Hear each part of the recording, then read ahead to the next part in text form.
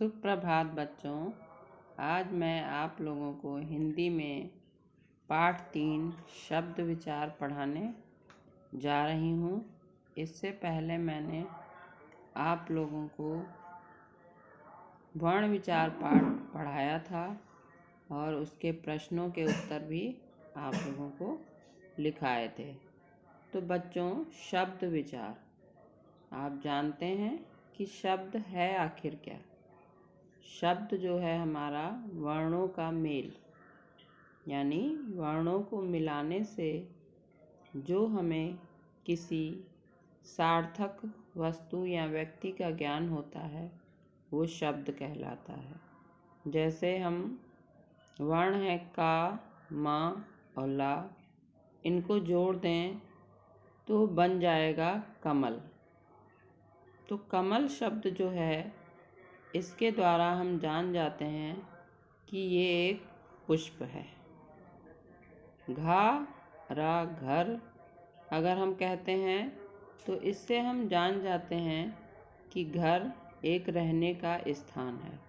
तो इसलिए वर्णों का जो सार्थक समूह है जिसके द्वारा हमें किसी वस्तु, व्यक्ति, स्थान के बारे में पता चलता है वह शब्द कहलाता है। अब हम बच्चों शब्द के भेद जान लेते हैं। शब्द के भेद जो हैं वो हमारे 4 हैं: उत्पत्ति के आधार पर, रचना के आधार पर और अर्थ के आधार पर, प्रयोग के आधार पर। तो 4 श्रेणियों में शब्दों को बांटा गया है, यानी 4 वर्गों में बांटा गया है। और फिर अलग अलग सबके बारे में मैं आपको बताऊंगी। इसको आप इस प्रकार से देख सकते हैं कि जो शब्द है वो 4 प्रकार से बांटे गए हैं: उत्पत्ति के आधार पर, रचना के आधार पर, अर्थ के आधार पर और प्रयोग के आधार पर। तो सबसे पहले बच्चों जान लेते हैं उत्पत्ति के आधार पर शब्द के भेद।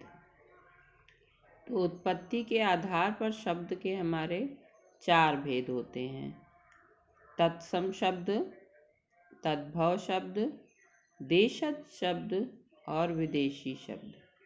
सबसे पहले बच्चों हम जान लेते हैं कि संस्कृत जो शब्द होते हैं वो क्या कहलाते हैं। तत्सम शब्द, तत्सम शब्द वे शब्द होते हैं हमारी भाषा में जो संस्कृत से हूबहू हमारे भाषा में आए हैं। हिंदी भाषा में जिनका प्रचलन जो है वो संस्कृत शब्दों का ही उसी रूप में ही किया जाता है, उसमें कोई परिवर्तन नहीं होता। तो ऐसे जो संस्कृत के शब्द हैं वो हमारे कहलाते हैं तत्सम शब्द। जैसे अग्नि, सूर्य, वायु, ये शब्द जो हैं संस्कृत के शब्द हैं और इनका प्रयोग यदि हम भाषा में इसी प्रकार करते हैं, इसमें कोई परिवर्तन नहीं करते हैं, तो ये शब्द हमारे तत्सम शब्द कहलाते हैं। उसके बाद बच्चों उत्पत्ति के आधार में ही दूसरा प्रकार है बच्चों तद्भव शब्द। तद्भव शब्द वे शब्द कहलाते हैं जिनमें हिंदी में आने पर उनमें परिवर्तन हो जाता है। जैसे अग्नि से अगर हम आग, आग शब्द प्रचलित है हिंदी भाषा में, तो अग्नि संस्कृत का शब्द है और इसका परिवर्तित रूप जो हिंदी में है वो है आग बच्चों। इसी तरह सूर्य को हम सूरज कहते हैं और वायु को हम बोलचाल की भाषा में जो हिंदी में खड़ी बोली में परिवर्तित रूप है वो है हवा। तो इस तरह से जो संस्कृत के शब्द हैं उनमें कुछ परिवर्तन के बाद जिनको हमारी भाषा में बोला जाता है तो उन्हें हम तद्भव शब्द कहते हैं। उसके बाद बच्चों आता है हमारा देशज शब्द। देशज शब्द वे शब्द होते हैं जो हमारे ग्रामीण क्षेत्रों में या कह सकते हैं आम बोलचाल की भाषा में बोले जाते हैं और जिनका हम बहुतायत से प्रयोग भी करते हैं। जैसे पगड़ी है, खटपट है, खिचड़ी है, खटिया है, खाट है। तो इस तरह से जो ग्रामीण क्षेत्रों में या आम बोलचाल की भाषा में बोले जाते हैं जो शब्द, वो शब्द क्या कहलाते हैं? देशज। जो हमारे क्षेत्रीय स्थानों पर भी बोले जाते हैं वो शब्द कहलाते हैं देशज। उसके बाद बच्चों विदेशी शब्द। विदेशी शब्द जो हैं वो वो शब्द हैं क्योंकि हमारे भारत में कई लोगों ने आक्रमण किया और यहाँ पर कई विदेशी लोग जो हैं आकर राज्य किया और उनकी भाषा के शब्द भी जो है वो हमारी भाषा में सम्मिलित हो गए। जैसे पुर्तगाली हैं, फ्रांसीसी हैं, अरबी, फारसी, चीनी। तो इस तरह से कई भाषाओं के शब्द हमारी भाषा में घुल मिल गए हैं। तो विदेशी शब्द, तो जो विदेशी शब्द हमारी भाषा में आ गए हैं जैसे स्कूल है, कमीज है, बटन है, तो ये हमारे विदेशी भाषा के शब्द हैं। और इसमें और बच्चों जान लेते हैं कि कौन कौन सी विदेशी भाषाओं के शब्द हमारी भाषा में आ गए हैं। जैसे अंग्रेजी तो बहुतायत से ही है हमारी भाषा में। School, radio, college, pencil, guard, machine, तो ये सारे जो विदेशी शब्द हैं वो हमारी भाषा में ऐसे घुल मिल गए हैं कि ये हमारी भाषा के ही शब्द लगते हैं। फारसी शब्द हैं दुकान, बीमार, अचार, तो ये सब जो शब्द हैं ये फारसी शब्द हैं। अरबी हैं हवा, अमीर, अदालत, औकात, औलाद।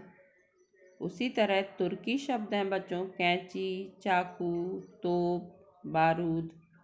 पुर्तगाली शब्द हैं आलमारी, आलपिन, तंबाकू, कारतूस आदि। फ्रांसीसी शब्द पुलिस, बिगुल, कार्टून, कर्फ्यू।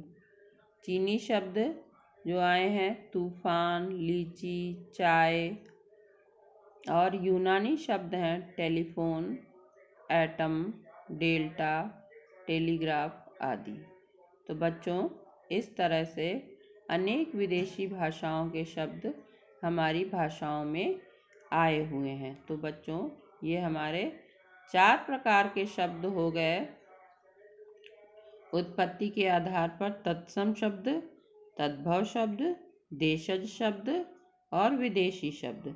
तत्सम शब्द जो हैं बच्चों वो हमने बता दिया जो संस्कृत के शब्द हमारी भाषा में उसी रूप में आ गए हैं, उनमें कोई परिवर्तन नहीं हुआ है, तो ऐसे शब्द जो हैं वो कहलाते हैं तत्सम शब्द। और तद्भव शब्द जिनमें कुछ परिवर्तन होने के बाद हमारी भाषा में आए हैं उन्हें हम कहते हैं तद्भव शब्द।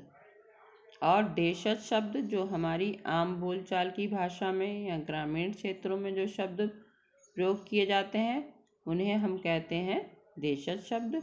विदेशी भाषाएं जो हमारे देश में अनेक भाषाओं के लोग आए और उनके शब्द हमारी भाषाओं में घुल मिल गए उन्हें हम विदेशी भाषा के शब्द कहते हैं, जैसे स्कूल, कमीज, बटन आदि। उसके बाद बच्चों अब हम देख लेते हैं रचना के आधार पर शब्द के भेद। तो रचना के आधार पर जो शब्द के भेद हैं हमारे बच्चों वो 3 प्रकार के हैं।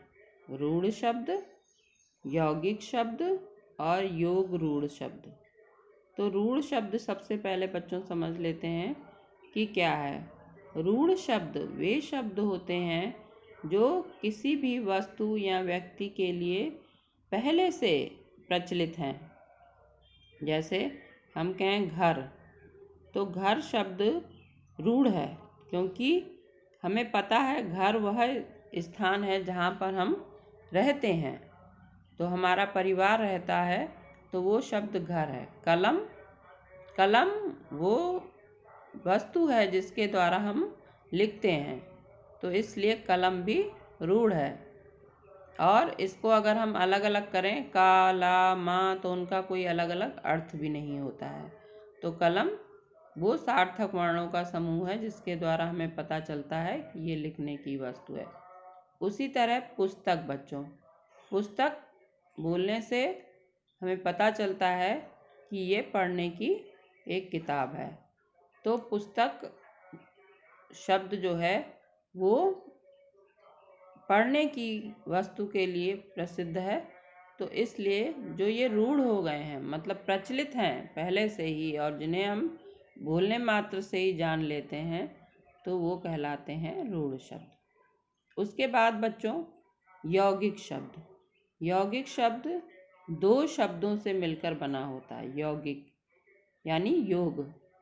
तो इसमें इन शब्दों को यदि हम अलग अलग करें तब भी उनका अलग अलग भी अर्थ होता है, और जोड़ने पर भी उनका अर्थ होता है। जैसे पुस्तकालय, पुस्तक और आलय दो शब्दों से मिलकर बना है पुस्तकालय। पुस्तक माने किताब और आलय माने घर।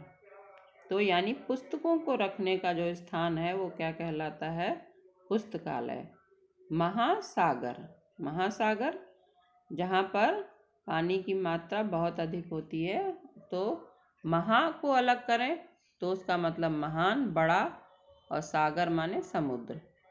तो इस तरह से अगर इन शब्दों को हम अलग अलग करते हैं तब भी उनका एक अलग अर्थ होता है, और इनको मिला देते हैं तब भी उनके अर्थ में कोई ज़्यादा विशेष परिवर्तन नहीं होता है, लेकिन वो थोड़ा अर्थ विशेष बताते हैं।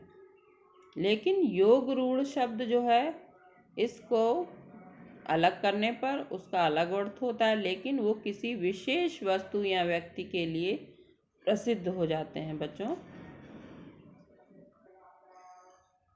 तो बच्चों योग रूढ़ शब्द के बारे में मैं बता रही थी कि योग रूढ़ शब्द जो हैं वो शब्द होते हैं जो जिनका विशेष अर्थ होता है।